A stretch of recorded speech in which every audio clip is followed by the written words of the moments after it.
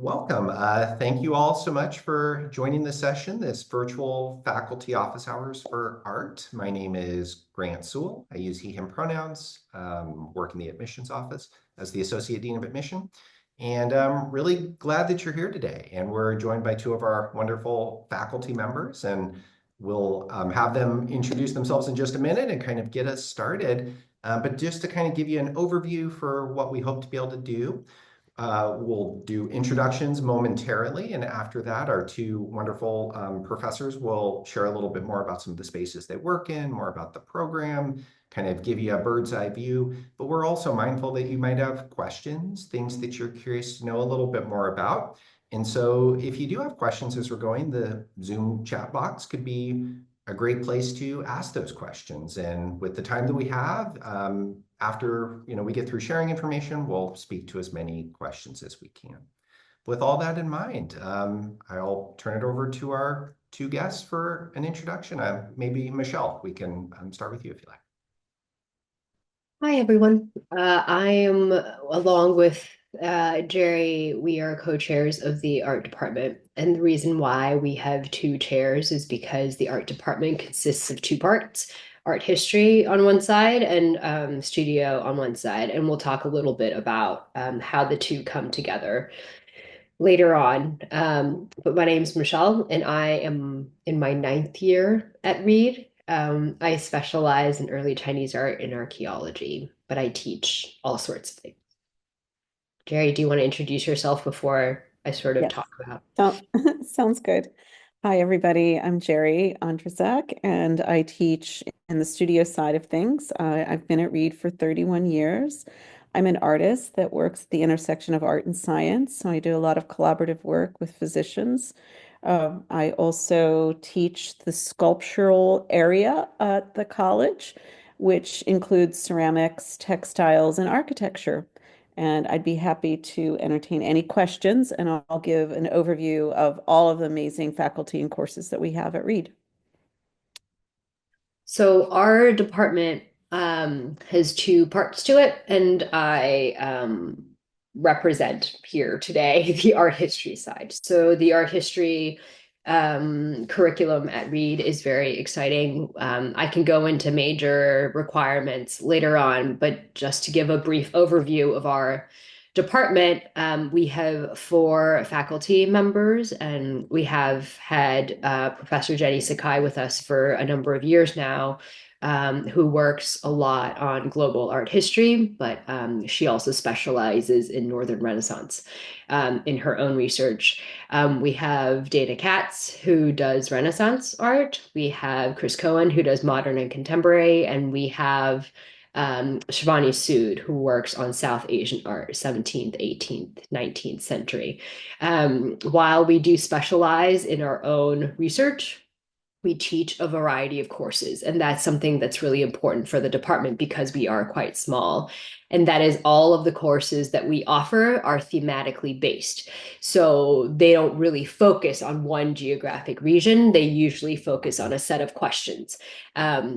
So, for example, I taught a course on maps last semester, and Gerri actually visited my course as a guest speaker, and it was so lovely because the course, even though it was on maps specifically, it was really interested in questions about the relationship between art and science more broadly. And we, through maps, mapping, diagramming, we looked at works from all over the world from all different time periods. So that's just an example of the kinds of courses we teach. Everyone who is a major, no matter if you are specializing in art history or studio art, if you're thesising in either one, you have to take Introduction to Art History. And that course is also taught as a theories and methods course. So it isn't a survey course of, a survey of Western art from Lascaux to Jackson Pollock. It's very much the kinds of broader theories and methods that are applied in art history. And that course is required for anyone who is a part of the art department. So I think that's generally what I want to say. I bet there are more specific questions later on. But Gerri, do you want to talk a little bit about studio? I'd be happy to.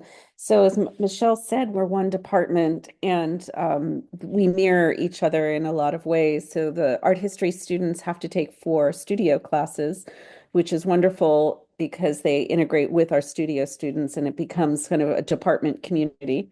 The studio students are taking 7 studio courses and 4 art history. So again, they take the intro, as Michelle just mentioned, what that is like, and then 3 other courses in addition to that.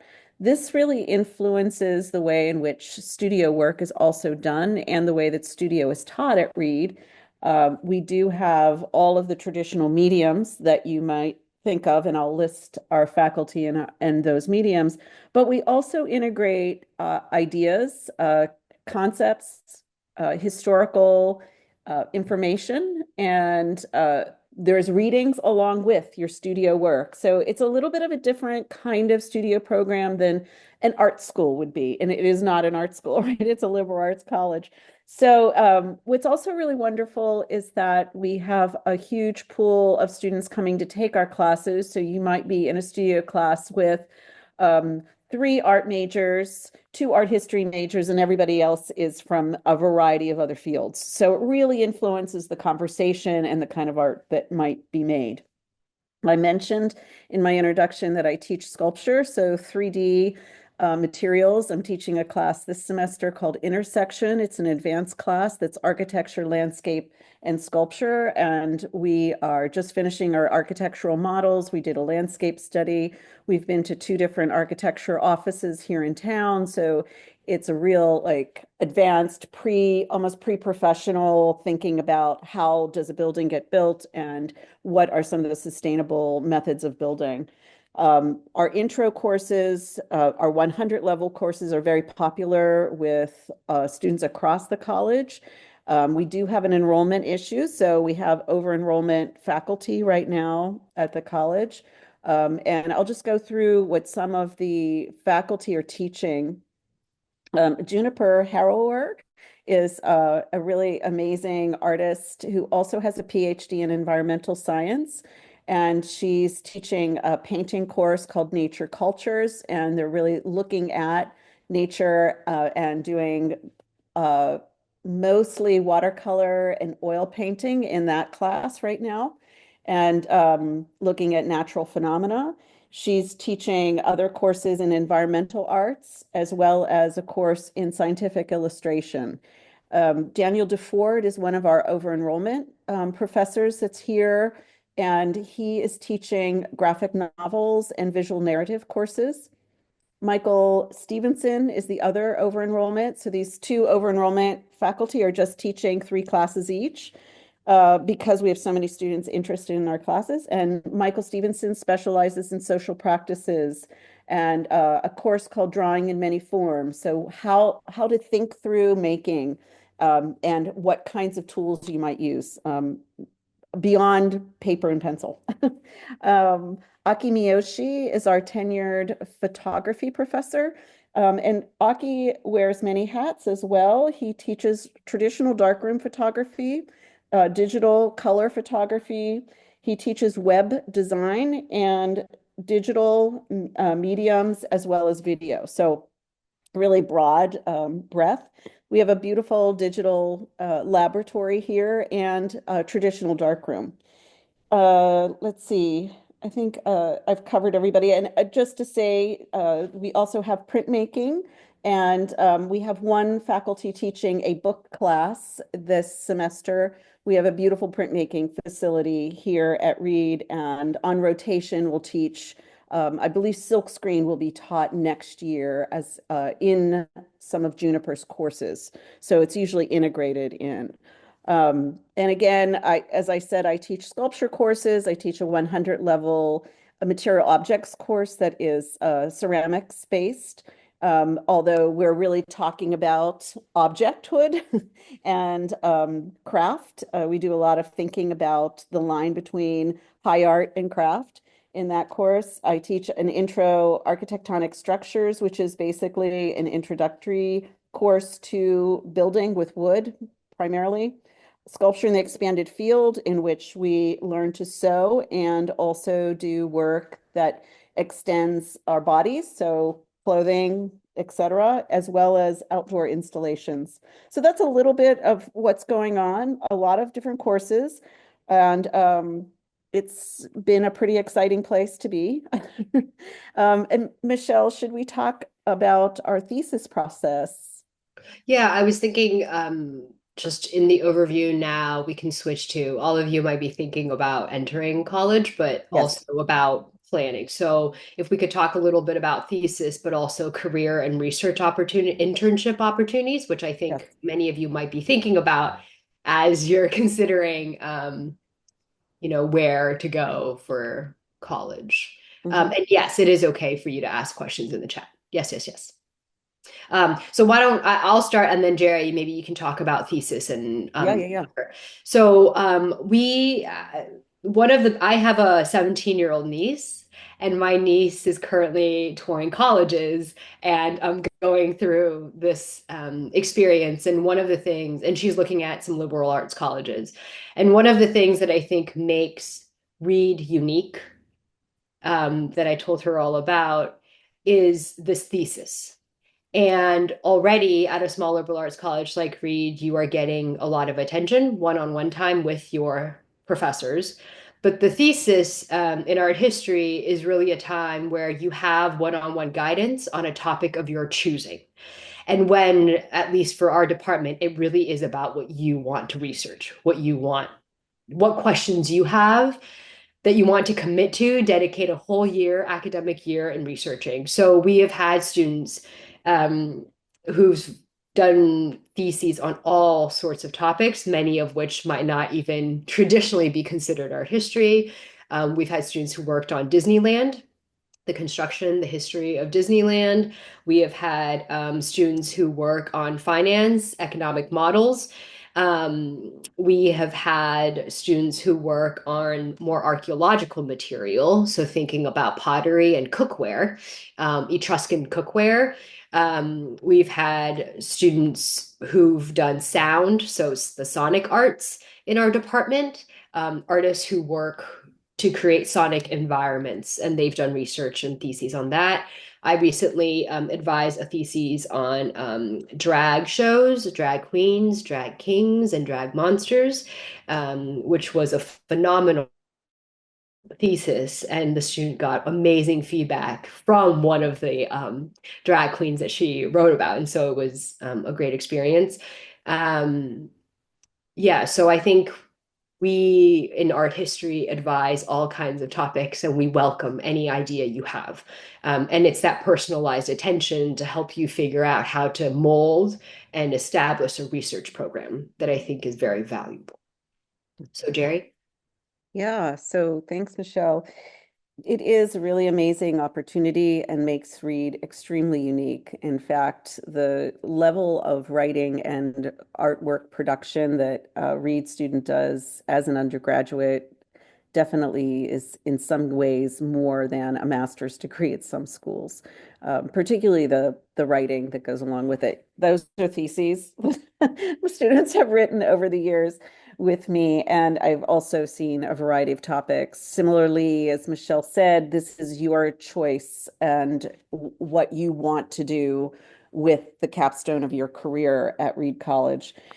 Very often, students do work within a medium that they have learned quite a bit about while they're in their first 3 years. But that said, there's also room and opportunity to take on new kinds of bodies of work, which is really exciting. We have individual studios for the students. They share the studios, but they are substantial rooms. So unlike a lot of schools that, you just have to make your work maybe at home in your room, we actually have a facility for you here. We also have 3 technical assistants at in the department, one in ceramics and exhibition design, one that is sculpture and welding, woodworking, and overseeing a lot of the building. and also does some printmaking, and one in digital. So again, if you have something that you really want to learn or take on to another level, you can have that opportunity to work with those technical people as well as your faculty member. Um, we have 17 students this year, so our exhibition will be massive. We have a beautiful gallery for your exhibition, as well as often the studios get taken over to be installation spaces as well. Um, Broad variety of subjects and topics and bodies of work that have happened over the years. This year, I'm working with a student who is working with an organization in Portland called Ground Score, and they collect uh, cans, bottles, cloth, materials to then make into other forms. So this student is designing, it's kind of an architecture social practices thesis. They're designing the furniture for their community space. They've already gotten repainted and some of the infrastructure built. So that's been really interesting. She's really talking in her written part of her thesis about the dynamic of as a creator working on a broader kind of social scale, right? So not just making a painting alone, but really looking quite broadly. But that said, I've also had students do incredible sets of etchings and pull them all together into an artist book documenting the life of salmon and the history of salmon in the Pacific Northwest. A year-long project just gives you enough time to maybe really hone in on a craft, a skill, as well as do some serious thinking research and put it together. And as I said, you get to install these exhibitions in a really beautiful way. Our technical directors also help with that. So they build walls and shelves and make sure it's really nicely done. And that's super important for studio artists to have a portfolio piece to go on into whatever uh, career path that you would like to have.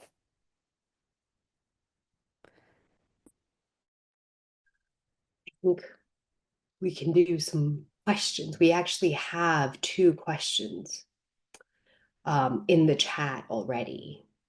So the first one, what does the facility at Reed offer for ceramics? Gerri, do you have? Yeah, so we have a beautiful ceramic studio that is all glass windowed and northern facing. So we are on the precipice of the Reed College Canyon, which is a nature preserve. And I say this because I think the ceramic studio may be the most beautiful room on the campus.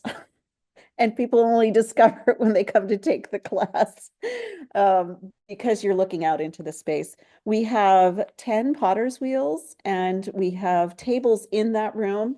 And then we have a sculpture studio that's next to it for hand building. So as you can imagine, a class of 16, we do need to share the wheels. I often, in order to train everybody to throw, I do rotate and divide the class in half, that sort of thing. But we have a beautiful studio. We do not lack in any equipment. We have a separate room for glazing. If you know a little bit about ceramics, you might know that glaze chemistry is toxic. So we have a special room that has a good air system in it. We do some glaze chemistry mixing, but we also have ready mixed glazes. We also have another room across from that is a kiln room. So these are sort of outside of the building a little bit because kilns, of course, are very hot. We have 4 different kilns. One is both a ceramics and a glass kiln, and I do integrate glass casting into some of my classes. And we also have a small kiln that is for beads and smaller works or tests. So yeah, we have a slab roller, we have lots of underglazes. So we do the material objects class is really a technical craft-based class, but we do also kind of learn about the history of craft. I take it from looking very closely at the Mingei period in Japan because that's where I learned ceramics from two Japanese ceramicists. So I kind of like, I'm teaching what I know. And Daniel, my colleague who teaches it, he was trained in the desert Southwest in New Mexico. So he kind of takes it from more of a Native American point of view, and hand building is a primary part of his teaching. I hope that helps. So the next question, do you have any students that have put together a custom path combining, say, art and environmental science, or say poli-sci and art? I would say that yes, at Reed, no matter what department you're in, there is the option of doing an ad hoc major. And so we have quite a few ad hoc majors, both in studio and in art history, more in studio, I think, so it's possible. But what I would say is, so we have art and bio. So Gerri has quite a few art and bio. But what I would say is that while it is true that you can do an ad hoc path, you do have to write a proposal. It does have to pass a very full proposal. It has to pass the department. And many times we have seen proposals where it does not actually have to be an ad hoc. It could be something just done in the art department because we are so flexible and open with what we consider to be quote unquote art and what we consider to be quote unquote art history. And so, yes, it is possible, but Yeah. sometimes it's even possible to do it within a single department. Yeah, and I would say to add to that, I have a background in science. Juniper has a background in science. She has a PhD in environmental science. Aki has nearly a PhD in computer science. He left that program to do photography. So you are looking at people who are already hybrids. And we are really open to having the conversation, but we also integrate a lot of that hybridity into our course material. So you'll be getting that in your courses here. Related questions that we'll answer Yes. all together at the very bottom. Are we able to double major in studio art, STEM and studio, or do you support double majors? I will say that we in art have seen double majors. We have one coming up. I think, Gerri, you're signing off on the double major. And it happens. I've seen art history and econ double major. The challenge there is you have to write two theses, and it is not in. It happens. It's doable, but it is quite difficult. So the answer is yes, you can. Do we support it under certain conditions? Uh, Yeah. Yeah. and a lot of it has to do with, do you have room in your schedule? Yeah. Is there enough time for you to do it? So yeah. Another question, does Reed support color darkroom photography? No. No. Can you just, Unfortunately, it is extraordinarily toxic. So we have to, yeah. Yeah. yeah. Can you describe the joint program you have with PNCA? How many students are in that program? We no longer have that program. Yeah. How accessible is the arts program for non-majors, which I can group together with when you are oversubscribed for classes? How do you prioritize students and decide who gets to attend? I feel like, Gerri, you can speak to that a little too Yeah, well, we just, maybe. Michelle and I just finished that schedule for classes for next year. It's quite the matrix. And yes, we are oversubscribed. And yes, we do have over enrollment faculty, which I listed.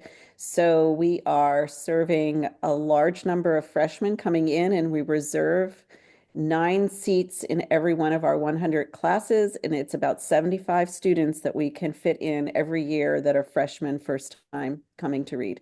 So yes, it's oversubscribed, but yes, you can get in and just let your advisor know. And one of the things Michelle has jokingly called it the shoe drop. So Yes, if you want to not a sign up joke. It's true. It is a shoe so drop. if you want to sign up for a studio art class at Reed College, you can select on the first day of registration one class that you really want to take, and I advise you to make that your studio art class, and then you'll get in.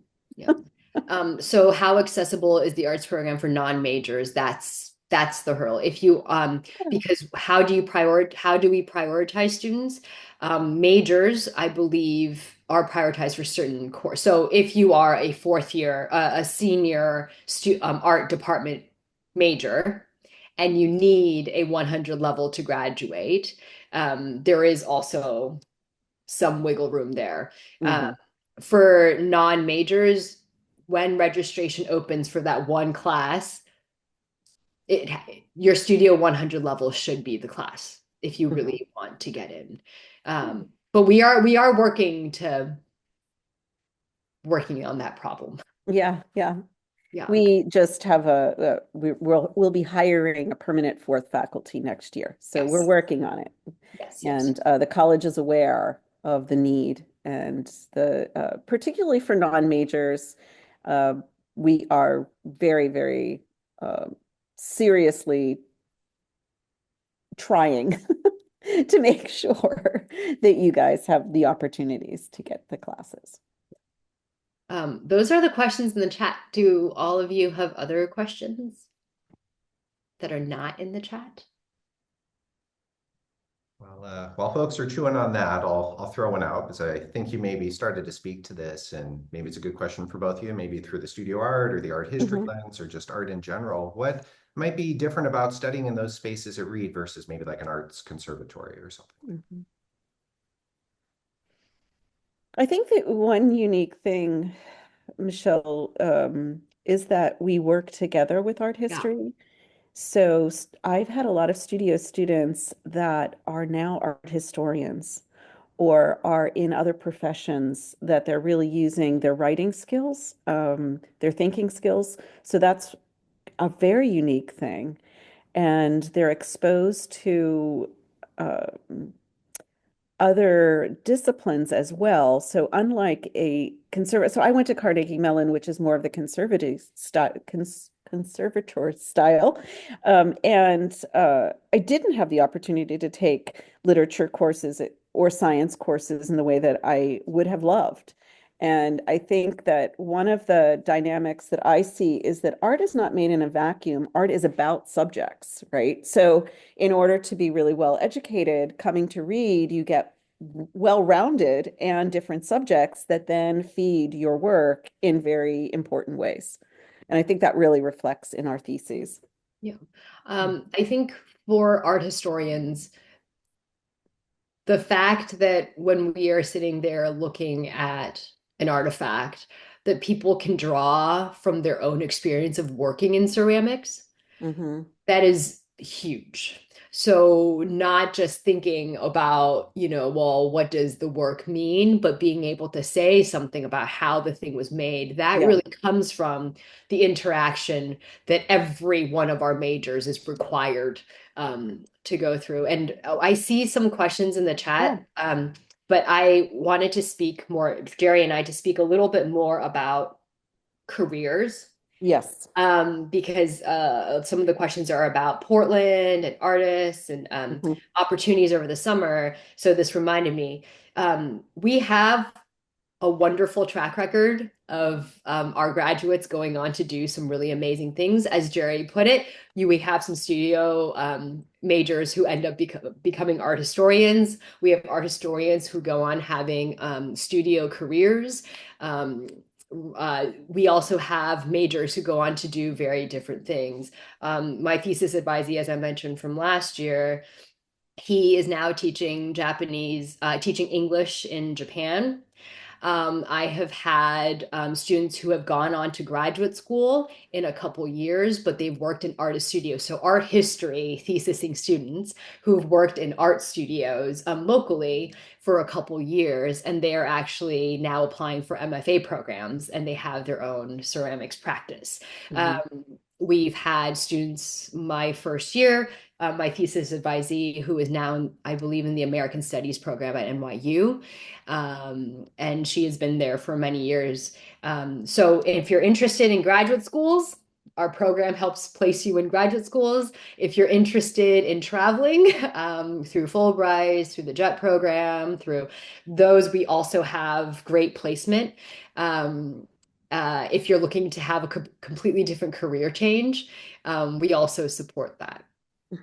And Gerri, maybe you could talk a little bit about Yeah, here, I'll and then we talk can about answer these. a couple of things here. The career-wise, I've had over 30 students become architects, landscape and regular architects, and urban planners. Just had one of my former students here who finished at Harvard and is working in New York City as a landscape architect at an all-female firm. So that's really amazing. One of our students who was an art history major, then did studio as graduate work, Yeah, is we have the now the curator of collections at the Benton Museum. So we have a lot of museum people as well. yeah.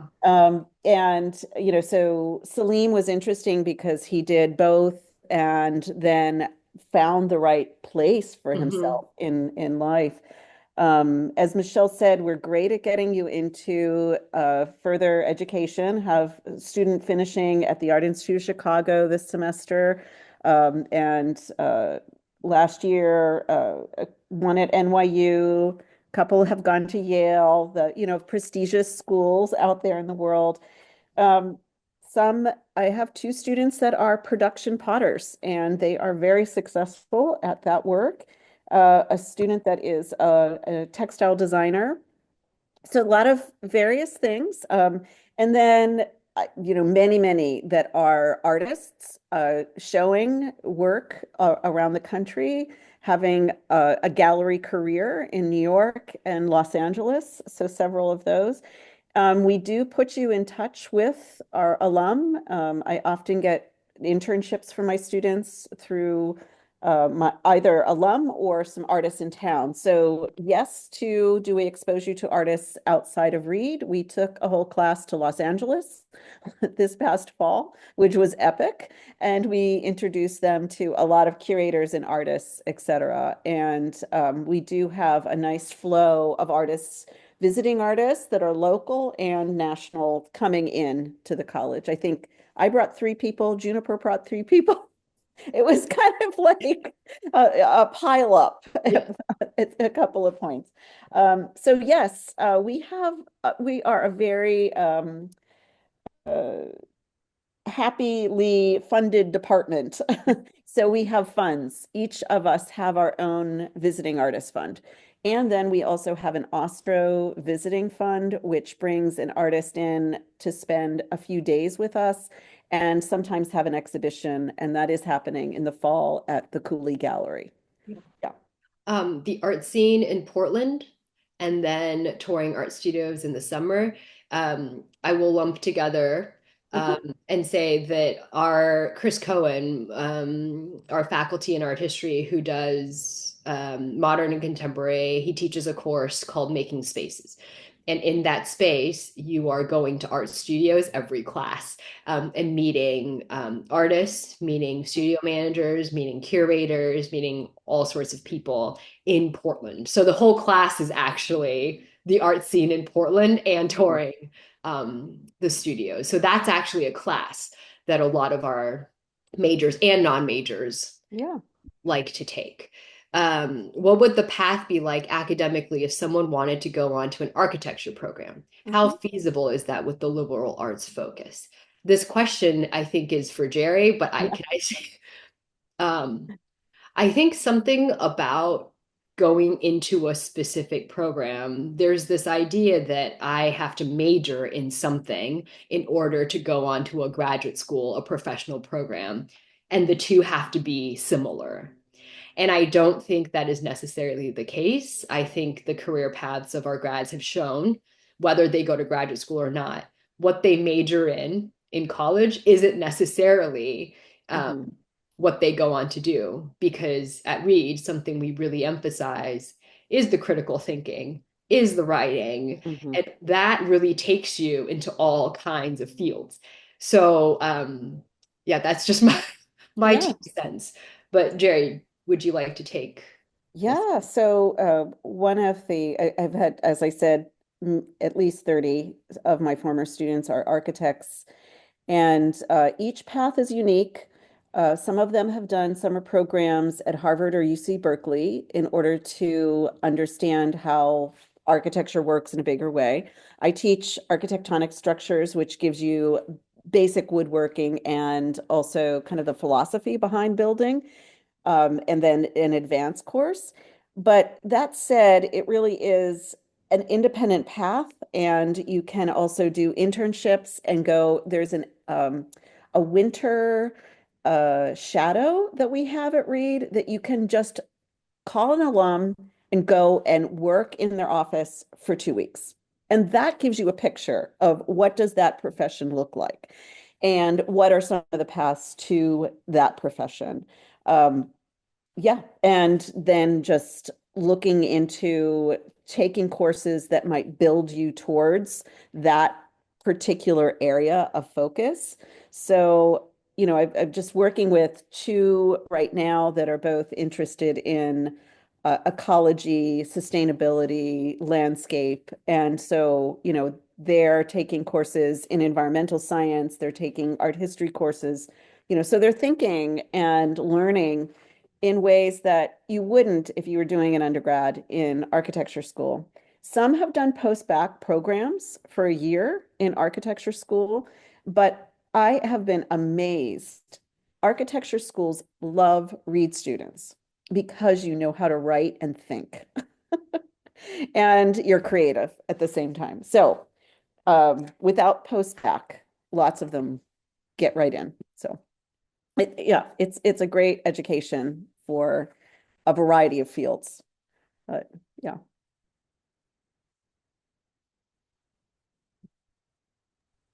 This might dovetail in a little bit.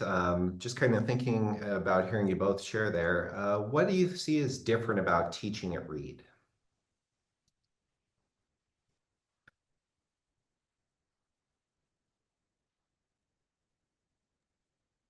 Gerri, have you taught at another place? Yeah. So all told, I've been teaching for 40 years, but 30 of them, 31 of them have been here.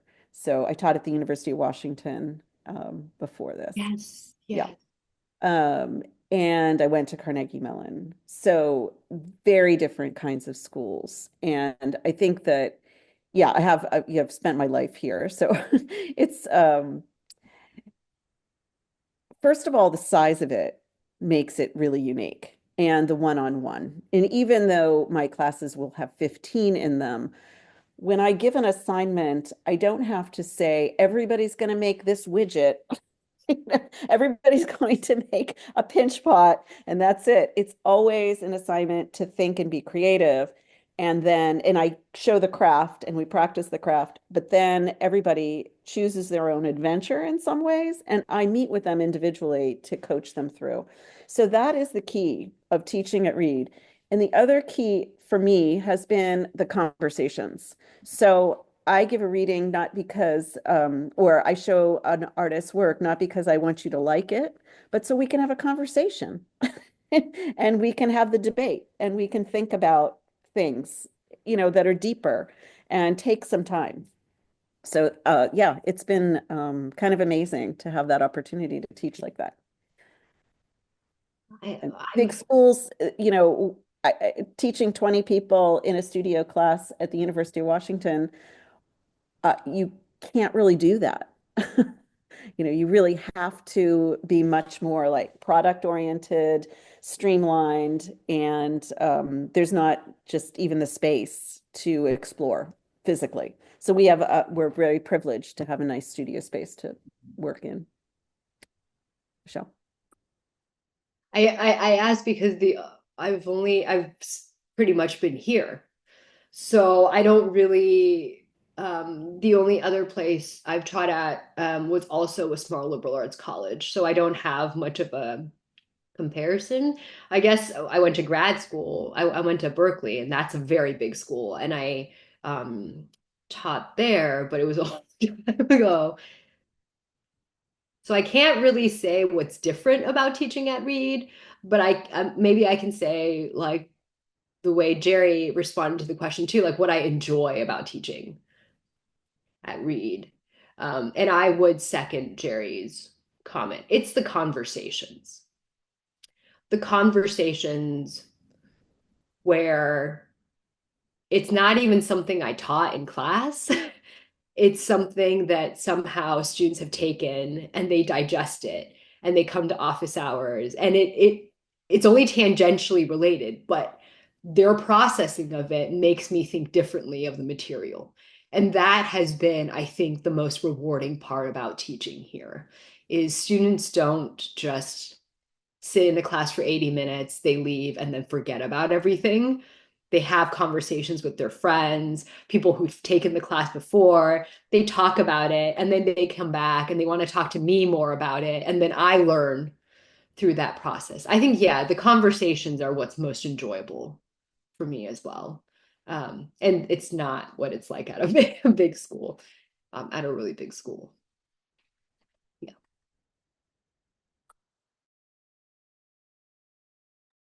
Well, to be mindful of the time, I'll throw out one more question to you both, and this might blend in with what you just shared, but maybe there's something else.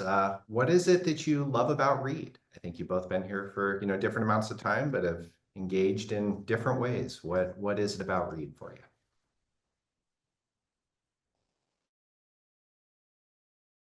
I guess I'll start. So it has consistently been a space for me to grow and learn. So I don't think I would even be making even the artwork that I make had I not had some of the students that I've had. And I love that about Reed, right? The people, the minds and bodies that walk into my classroom are really engaged and interesting, and we can have conversation, and I can grow from and learn from. And we have autonomy as professors at Reed, so we design our own classes. We're not told what to teach or how to teach it. Um, I've learned a lot from my colleagues on how they teach. It's also humbling because we're around brilliant people. So, it always keeps you up on your game, right? So that's really engaging, right? To have friends around you that are they're actively in their field. And that's not always the case at small liberal arts colleges, that people are taking their profession, their scholarship as seriously, because we're also really in the classroom teaching. So that's something I love about Reed. Yeah. If you're asking me not as like as a well, I like my department. Like that's I like my colleagues. I think some people can't really say that when they go to work every day. Like, oh, I like all my colleagues that I work with. I like my department. I like the people I work with. I feel like if I have a problem and I ask Gerri, Gerri will be, yeah, we can have good conversations, both professionally, but also just as people. And that's been very pleasant, to have a support network like that. There's one last question in the chat, which I think is for you, Gerri. Does Reed support art with more of a multimedia focus, 3D design, digital visual art, video, etc.? Oh, you're muted. Sorry. Technical. Um, Yes, we support those things, but not exclusively, right? So this is an interesting thing. Aki is teaching digital media, um, but I would say most artists today are using some kind of multimedia, digital media in their work, and me included. So, for example, in my class, intersection class that's architecture based, they cut out their models with a laser. So they also had to learn to use Google SketchUp. So they learned a computer program, right? And then Illustrator in order to make those files. So it's a very hands-on class and they're building, but it also has that digital aspect to it. At the same time, we're teaching craft-based things that are a bit slower, and there's no digital integration at all, right? So I'm not sure if that question is, do we teach those things or do we focus on them? But we have, every class has its focus. So Juniper is mostly teaching 2D painting, printmaking, but I would say there's multimedia in all of that work. So collage, photography might be included into the works. Yeah. I don't know. I hope that answered your question. Um, please ask again if I.